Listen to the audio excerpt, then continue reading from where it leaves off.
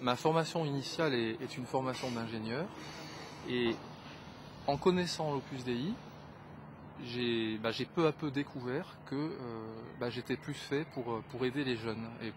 Et ça pour mon plus grand bonheur parce que ça fait 15 ans que je m'en occupe à travers mon métier ou à travers le club. Asseyez-vous.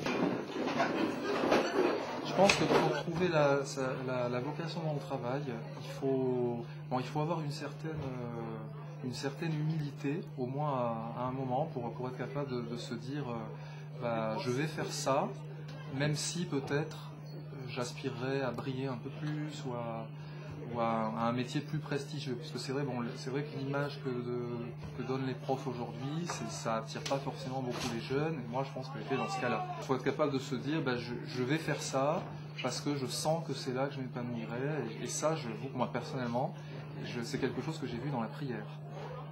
Je l'ai vu en priant et ça m'a aidé vraiment à me décider.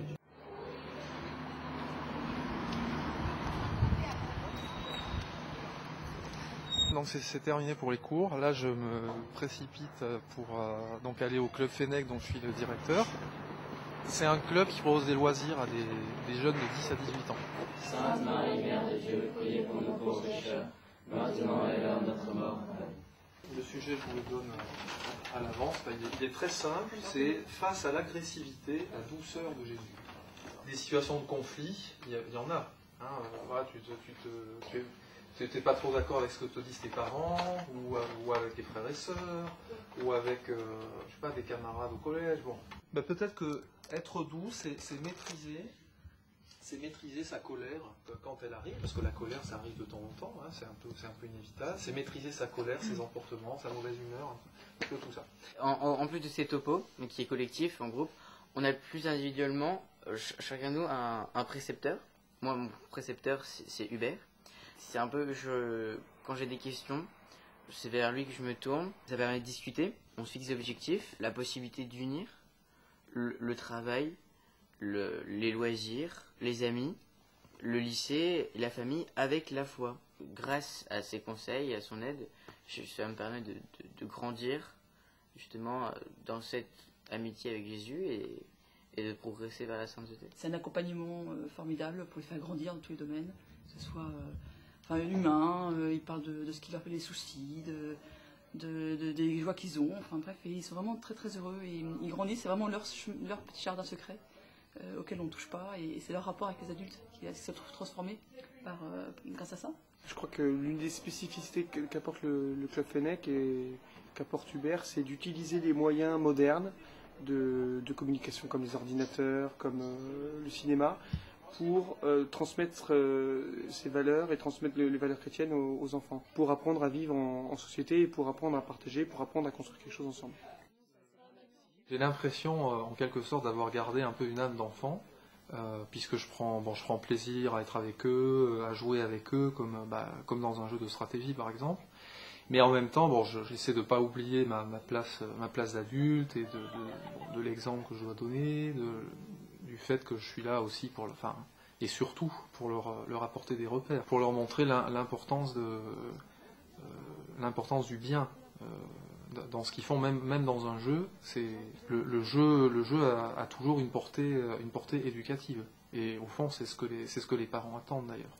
On n'a pas le droit de conquérir au-dessus de Monterrey, oui, de Mexico, et du Mexique, ouais.